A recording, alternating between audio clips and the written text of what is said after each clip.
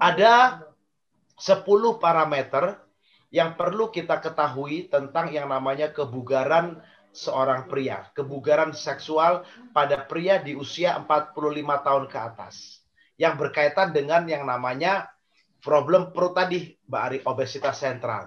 Ya, yang pertama itu kalau kita lihat dari yang namanya kuesionernya ya, kuesioner untuk melihat kebugaran pria itu, pertama dilihat nomor 1 libidonya. Lalu problem kedua itu nomor 2, nomor 3 itu akan dilihat juga kekuatan fisik dia. Ya, apakah dia mudah capek, mudah lelah. Lalu dilihat juga nanti yang namanya apakah dia cepat cemas atau marah atau tidak bisa menikmati hidup. Nah, itu sering terjadi.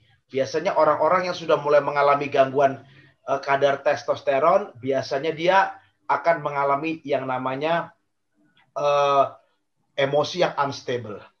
Lalu merasa berat badannya, tinggi badannya turun. Lalu yang poin ketujuh yang paling kita perhatikan adalah ereksinya pasti kurang kuat. Prestasi kerja menurun, sering mengantuk dan tertidur sesudah makan malam. Dan yang paling penting juga, olahraga juga sudah tidak bisa lagi. Artinya kemampuan berolahraga juga drop.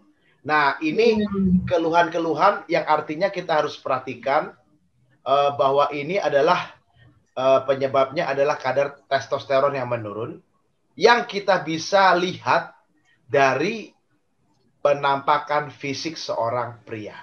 Nah, itu istilahnya sekilas kenapa perut buncit kita identikan dengan kebugaran yang pasti drop, kebugaran seksual yang pasti turun. Lalu pertanyaannya sekarang, bagaimana cara kita ngobatinya? Pasti kalau memang kadar testosteronnya turun, ya kita harus perbaiki. Terapi suli hormon, kita harus perbaiki kadar testosteronnya.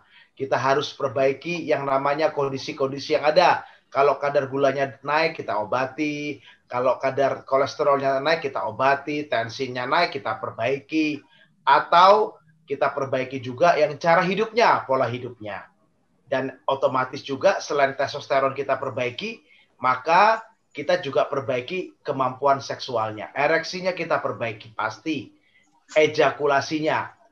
Sebagai catatan, para pria yang mengalami kadar testosteron turun itu biasanya ejakulasinya juga akan mengalami kelambatan atau gangguan.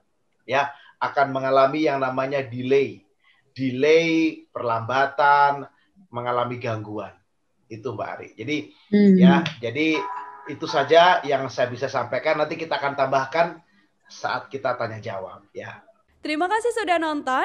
Jangan lupa like, subscribe, dan share ya.